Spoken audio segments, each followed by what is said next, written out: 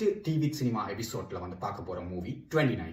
இந்த திரைப்படத்தை மேயாதமான், ஆடை, குழு திரைப்படங்களை இயக்கிய ரத்னகுமார் அவர்கள் இயக்கியிருக்கின்றார். இந்த திரைப்படத்துல விது, பிரீத்தி அஸ்ரானி, மாஸ்டர் மகேந்திரன் உள்ளிட்ட பலர் வந்து இந்த திரைப்படத்தில் வந்து நடிச்சிருக்காங்க. இந்த திரைப்படத்தின் ஸ்டோரி பிளாட் வந்து பாத்தீங்கன்னா ஆஸ் யூஸ்வல் ஒரு பழக்கப்பட்ட லவ் ஸ்டோரி தான். 29 வயது நிரம்பிய எந்த ஒரு இலக்கும் இல்லாமல் தன்னுடைய அடையாளம் என்ன என்று தேடி செல்கின்ற ஒரு இளைஞன். அதே மாதிரி சின்ன வயசுல இருந்தே IAS ஆகணும் என்ற தீவிர வரியில படித்துக்கிட்டு வர ஹீரோயின்.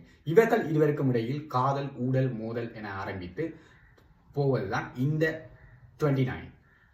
இந்த திரைப்படத்தில் இருக்கிற பிளஸ்களை வந்து ஃபர்ஸ்ட் பார்த்துருவோம்.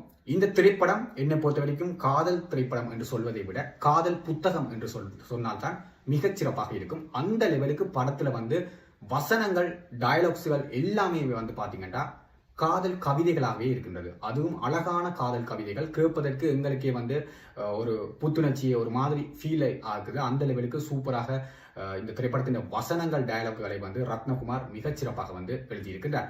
அவர் இன்டர்வியூல கூட சொல்லியிருந்தார், இது வந்து சில பொயட்ரியில வந்து வந்ததுதான் இந்த 29 திரைப்படம் வந்து சொல்லியிருந்தார். அவர் சொன்னது 100% உண்மை. படத்துல வந்து பாத்தீங்கன்னா படத்துல வந்து காதல் கவிதைகளாவே அப்படி அடுக்கிக்கிட்டு போற, அது கேட்பதற்கும் நல்லா இருக்குது, பார்ப்பதற்கும் நல்லா இருக்குது. படத்தின் விஷுவல்ஸ் வந்து பாத்தீங்கன்னா ரொம்ப சூப்பரா பண்ணியிருக்காங்க. அதுண்ட கேமரா ஆங்கிளா இருக்கட்டும், ஒவ்வொரு சீன்ஸ்களா இருக்கட்டும் ரொம்ப சூப்பரா வந்து பண்ணியிருந்தாங்க.